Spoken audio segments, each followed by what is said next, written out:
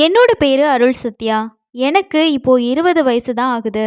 நான் கிருஷ்ணகிரி மாவட்டம் ஒசூர் பக்கத்துல இருக்க பேக்கிப்பள்ளி பகுதியில் இருக்க எழில் நகர்ல தான் வாழ்ந்துட்டு இருக்கேன். என்னோட கணவரோட பேரு தனபால். அவருக்கு 27 வயசாகுது. என்னோட கணவர் ஒரு கட்டிட தொழிலாளியா இருக்காரு. எங்களுக்கு கல்யாணமாகி 1.5 வருஷம் ஆகிருச்சு. ஆனா இப்ப வரைக்கும் எனக்கு குழந்தை இல்ல. நான் என்னோட சொந்தக்காரங்க வீட்டுக்கு விசேஷத்துக்கு போனாலும் சரி, இல்லை அக்கம் பக்கத்தில் ஏதாவது வேலையாக போனாலும் சரி, என்னை பார்க்குற எல்லாருமே என்ன சத்யா, ஏதோ விசேஷம் இல்லையா அப்படின்னு சொல்லி தான் கேட்பாங்க. நானும் இல்லைன்னு சொல்லிட்டு வந்துடுவேன். நான் இல்லைன்னு சொன்னதுமே அவங்களோட முகம் மாறிடும். இது எனக்கு ரொம்பவே மன உளைச்சலை ஏற்படுத்துச்சு. எங்கே போனாலுமே எல்லாருமே கேட்குற கேள்வி, கல்யாணம் ஆகி 1.5 வருஷம் ஆகுது, இன்னும் ஒரு நல்ல செய்தி இல்லாமல் என்ன பண்ணுற அப்படின்னு தான். இதை கேட்டு கேட்டு எனக்கே சலிச்சு போச்சு. இதனால ஒரு நல்லது கெட்டது கூட போக முடியாமல் நான் எல்லாத்தையுமே அவாய்ட் பண்ண ஆரம்பித்தேன். இந்த விஷயத்தினால நான் என்னோட கணவர் கூட அடிக்கடி சண்டை போட்டுக்கிட்டு தான் இருந்தேன். உங்களால் எனக்கு ஒரு குழந்தைய கொடுக்க முடியலை அப்படின்னு அவர்கிட்ட தகராறும் செஞ்சுக்கிட்டு இருந்தேன். இதனால் என்னோட கணவரும் கடுமையான மன உளைச்சலுக்கு ஆளானார். இதுக்கப்புறமா என்னோட கணவர் தினமும் வேலை முடிச்சுட்டு குடிச்சிட்டு வீட்டுக்கு வரவும் ஆரம்பிச்சாரு. ஏற்கனவே குழந்தை இல்லை, இதில் கணவருக்கு குடிப்பழக்க வேறையா? குடிகாரனுக்கு குழந்தை பிறக்காதுன்னு சொல்லுவாங்க. ஏற்கனவே நமக்கு குழந்தை இல்லை, இப்போ நீங்களும் தினமும் குடிச்சிட்டு வரீங்கன்னு சொல்லி நான் திரும்பவும் என்னோட கணவர்கிட்ட சண்டை போட ஆரம்பித்தேன். எங்களுக்குள்ள அடிக்கடி தகராறு ஏற்பட்டுக்கிட்டு வந்துச்சு. இதனால் 2 பேருமே கடுமையான மன உளைச்சலில் தான் இருந்தோம். குழந்தையும் இல்லை, கணவரும் டெய்லியும் குடிச்சிட்டு வர்றாரு. இந்த வேதனையே என்னை பாதி கொல்ல ஆரம்பிச்சிச்சு. இந்த நேரத்தில் தான் எனக்கு பாப்பராப்பட்டியை சேர்ந்த 25 வயசான மணிகண்டன் அப்படிங்கிற பையன் அறிமுகமானா. ஊத்தங்கரையிலிருந்து எழில் நகரில் நான் வசிக்கக்கூடிய பகுதியில் தான் ஒரு தொழிற்சாலையில் இருக்குது. இந்த தொழிற்சாலைக்கு லோடு ஏற்றுறதுக்காக மணிகண்டன் என்னோட வீட்டுக்கு பக்கத்தில் இருக்க அவனோட ஃப்ரெண்டு வீட்டில் தான் தங்கியிருக்கான்.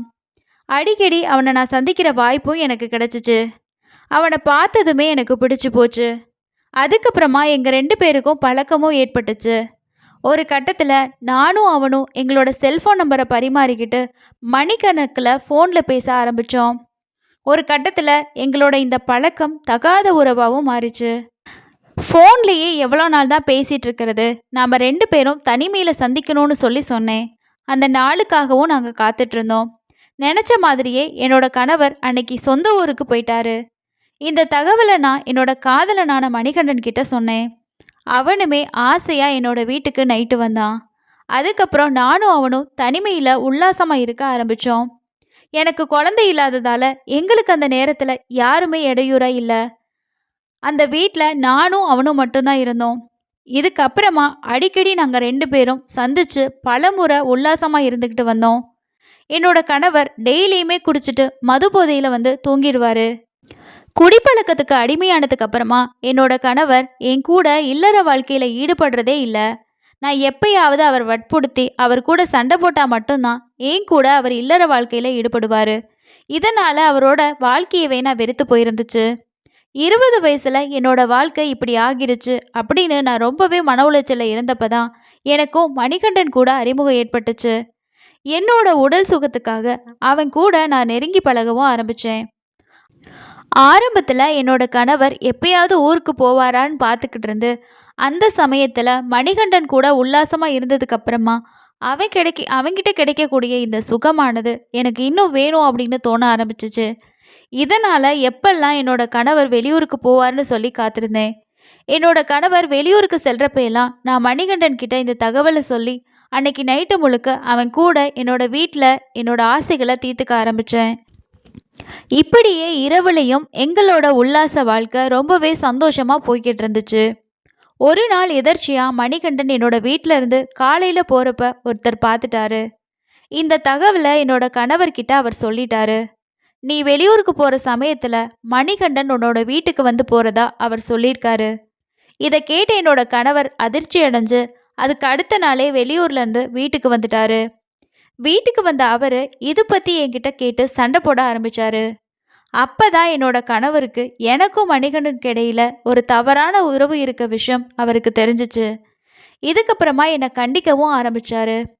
இனிமே மணிகண்டன் கூட நீ பேசவும் கூடாது, அவன் நம்ம வீட்டுக்கும் வரக்கூடாது. நம்ம வீட்டுக்கு அவனை நீ கூப்பிடக்கூடாது, அவனோட நீ உல்லாசமாகவும் இருக்கக்கூடாது அப்படின்னு சொன்னாரு.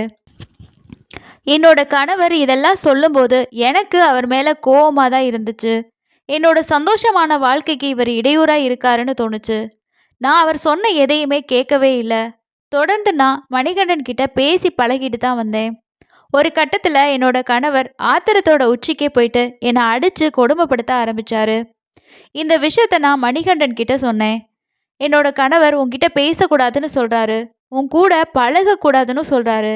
எனக்கு என்னோட கணவர் கூட வாழ்கிறதுக்கு விருப்பம் இல்லை. அதனால் நான் அவரை கொலை பண்ணிட்டு நம்ம 2 பேரும் சந்தோஷமாக வாழலாம் அப்படின்னு நான் மணிகண்டன் கிட்ட சொன்னேன். மணிகண்டனும் இதை கேட்டு என் மேலே இருந்த மோகத்தினால என்னோட கணவரை கொலை செய்கிறதுக்கு அவனும் ஒத்துக்கிட்டான். அதுக்கப்புறம் என்னோட கணவரை எப்படி கொலை செய்யலான்னு சொல்லி நாங்கள் 2 பேரும் சேர்ந்து யோசிக்க ஆரம்பித்தோம். அவரை வெளியில் வச்சு கொலை செய்யலாமா இல்லை வீட்டில் வச்சு கொலை பண்ணலாமான்னு 2 பேரும் யோசிக்க ஆரம்பித்தோம். அப்போ தான் என்னோட கணவர் எப்போவுமே மதுபோதையில் தான் வீட்டுக்கு வருவார். அந்த சந்தர்ப்பத்தை நம்ம பயன்படுத்திக்கலாம். அவரை கொலை செஞ்சுட்டு மர்மமானவங்க வந்து உங்கள் கணவரை கொலை செஞ்சுட்டு போயிட்டாங்கன்னு சொல்லி நம்ம நாடகம் ஆடிடலாம் அப்படின்னு சொல்லி மணிகண்டன் சொன்னான். அதை நானும் கேட்டு சரின்னு சொல்லி நாங்கள் 2 பேரும் சேர்ந்து என்னோட கணவரை கொலை பண்ணுறதுக்கான திட்டத்தை தீட்டினோம். சம்பவம் நடந்த அன்னைக்கு கூட என்னோட கணவர் மதுபோதையில் தான் வீட்டுக்கு வந்தார். அவருக்கு சாப்பாடு போட்டு கொடுத்து அவரை தூங்க அனுப்பிட்டேன். அதுக்கப்புறமா என்னோட கணவர் தூங்க போயிட்டாரு. நானும் என்னோட கணவர் எப்போ ஆழ்ந்த தூக்கத்தில் இருக்காரு அப்படின்னு பார்க்கறதுக்காக அதுக்கப்புறமா தான் மணிகண்டனை வீட்டுக்கு வர வைக்க முடியும்னு சொல்லி கண் முழிச்சு என்னோட கணவர் பக்கத்திலே உட்காந்து பார்த்துக்கிட்டே இருந்தேன். என்னோட கணவரும் ஆழ்ந்து தூங்கிட்டு இருந்தாரு. இந்த சமயம்தான் கரெக்டான சமயம்னு சொல்லிட்டு மணிகண்டனை என்னோட வீட்டுக்கு வர சொல்லி நான் ஃபோனில் சொன்னேன். மணிகண்டனும் என்னோட கணவனை கொலை செய்யறதுக்கான ஆயுதத்தை எடுத்துக்கிட்டு என்னோட வீட்டுக்கு வந்தான். என்னோட கணவரை கொலை செய்ய அவன் முயற்சித்தான்.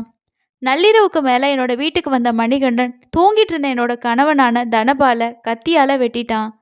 அந்த சமயத்தில் என்னோட கணவருக்கு மதுபோதை கொஞ்சம் குறைஞ்சிருந்துச்சு. ஏன்னா என்னோட கணவர் சுதாரிச்சுக்கிட்டு உடனடியாக எழும்பிட்டாரு. இதனால மணிகண்டனும் நானும் அதிர்ச்சி அடைஞ்சிட்டோம். ஒரு கட்டத்தில் என்னோட கணவர் மணிகண்டனோட சேர்ந்து சண்டை போட ஆரம்பித்தார். மணிகண்டனும் என்னோட கணவனான தனபாலும் அன்னைக்கு நைட்டு என்னோட வீட்டில் மாறி மாறி சண்டை போட்டுக்கிட்டாங்க. அப்படி 2 பேரும் மாறி மாறி சண்டை போட்டுக்கிட்டப்போ என்னோட காதலனான மணிகண்டன் தலையில் பலத்த காயம் ஏற்பட்டு ரத்தம் வர ஆரம்பிச்சிச்சு. அது வரைக்கும் இதை நான் பார்த்துக்கிட்டு தான் இருந்தேன். எப்போ என்னோட காதலனோட தலையிலேருந்து ரத்தம் வர ஆரம்பிச்சிச்சோ எனக்கு கோபம் வர ஆரம்பிச்சிருச்சு. இதுக்கு மேலே விட்டால் என்னோட காதலனை என்னோட கணவர் ஏதாவது பண்ணிடுவார் அப்படின்னு சொல்லி உடனே ஒரு கம்பியை எடுத்துகிட்டு வந்துட்டு என்னோட கணவரோட தலையில் பின்பக்கம் இருந்து ஓங்கி அடிச்சிட்டேன். நான் அடித்த வேகத்தில் என்னோட கணவர் நிலகுலைஞ்சு போயிட்டாரு. அதுக்கப்புறமா அவரால் ஒன்றுமே செய்ய முடியல. அவர் தலையை பிடிச்சிக்கிட்டு அப்படியே சடார்னு கீழே சரிஞ்சு விழுந்துட்டாரு. அந்த சந்தர்ப்பத்தை என்னோட காதலனான மணிகண்டன் தனக்கு சாதகமாக பயன்படுத்திக்கிட்டு அவன் கொண்டு வந்திருந்த கத்தியால் என்னோட கணவரை சரமாரியாக குத்தி கொலையை செஞ்சுட்டான். அதுக்கப்புறமா நான் கணவரை கொலை செஞ்ச பிறகு மணிகண்டனை யாருக்கும் தெரியாமல் என்னோட வீட்டிலேருந்து அனுப்பி விட்டுட்டேன். இதுக்கப்புறமா நான் என்ன செய்யலாம், இந்த கொலையை எப்படி மறைக்கலான்னு சொல்லி நான் யோசிச்சுக்கிட்டே இருந்தேன். விடிய காலையில் 5 மணி ஆகிருச்சு. அக்கம் பக்கத்தில் இருக்கிறவங்களுக்கு சத்தம் கேட்குற மாதிரி நான் வீட்டுக்குள்ளேருந்து கத்தி கதறி கூச்சல் போட ஆரம்பித்தேன். என்னோட சத்தத்தை கேட்டு எல்லாருமே ஓடி வந்தாங்க. என்னோட கணவரான தனபாலை யாரோ தாக்கி கொலை செஞ்சுட்டாங்கன்னு சொல்லி என்னோட கணவர் இரத்த வெள்ளத்தில் வீட்டில் மயங்கி கிடக்கிறாருன்னு சொல்லி கதறி தேம்பி தேம்பி அழுதேன். அக்கப்பக்கத்தில் உள்ள எல்லாருமே ஓடி வந்து என்னோட வீட்டுக்கு வந்து பார்த்தாங்க. என்னோட கணவரான தனபால் இரத்த வெள்ளத்தில் உயிரிழந்து கிடந்தாரு. இதை பார்த்து எல்லாருமே அதிர்ச்சி ஆகிட்டாங்க. உடனடியாக இந்த தகவலை போலீஸ்க்கும் தெரிவித்தாங்க. இந்த சம்பவம் பற்றின தகவல் கிடைச்சதுமே போலீஸ் ஸ்பாட்டுக்கு ரொம்பவே சீக்கிரமாக வந்துட்டாங்க. அவங்க என்னோட கணவரோட உடலை கைப்பற்றி அரசு மருத்துவமனைக்கு பிரேத பரிசோதனைக்காக அனுப்பி வச்சாங்க. அதுக்கப்புறமா சந்தேகத்தின் அடிப்படையில் வீட்டில் வேறு யாரெல்லாம் இருந்தீங்க அப்படின்னு கேட்குறப்போ நான் மட்டும்தான் இருந்தேன்னு சொன்னேன். இதனால் போலீஸ்க்கு என் மேலே சந்தேகம் ஏற்பட்டுச்சு. என்னை சிப்காட் போலீஸ் காவல் நிலையத்துக்கு கூட்டிகிட்டு போயிட்டு விசாரணை நடத்தினாங்க. அங்கே நான் எனக்கு எதுவுமே தெரியாது, நான் தூங்கிக்கிட்டு இருந்தேன். திடீர்னு என்னோட கணவர் அலற சத்தம் எனக்கு கேட்டுச்சு. அந்த சத்தம் கேட்டு தான் நான் எழும்பி பார்த்தேன். அப்போ மர்ம நபர்கள் என்னோட கணவரை தாக்கிட்டு வீட்டை விட்டு ஓடிட்டாங்க அப்படின்னு சொன்னேன். அப்போ போலீஸ் கேட்டாங்க, யார் அப்போ கதவை திறந்து விட்டது, நைட்டு தூங்குறப்போ கதவை மூடாமையா தூங்குனீங்க அப்படின்னு சொல்லி முன்னுக்கு பிறனா நிறைய கேள்விகளை போலீஸ் என்கிட்ட கேட்டாங்க. ஆனால் அவங்க சொல்கிற பதிலுக்கெல்லாம் நான் முன்னுக்கு பின் முரணா பதில் சொல்லிக்கிட்டே இருந்தேன். இதனால் போலீஸ்க்கு என் மேலே சந்தேகம் அதிகமாச்சு. ஒரு கட்டத்தில் என்னோடய ஃபோனை வாங்கி போலீஸ் ஆய்வு செய்ய ஆரம்பித்தாங்க. அதுக்கப்புறமா நான் சொன்னது போல் மர்ம நபர்கள் யாரும் வந்தாங்களா அப்படின்னு சொல்லியும் ஆய்வு செஞ்சாங்க. எங்கள் பகுதியில் பொருத்தப்பட்டிருக்க சிசிடிவி காட்சிகள் எல்லாத்தையுமே போலீஸ் கைப்பற்றி ஆய்வும் பண்ணாங்க. ஆனால் நான் சொன்ன நேரத்தில் என்னோடய பகுதிக்கு யாருமே வரல.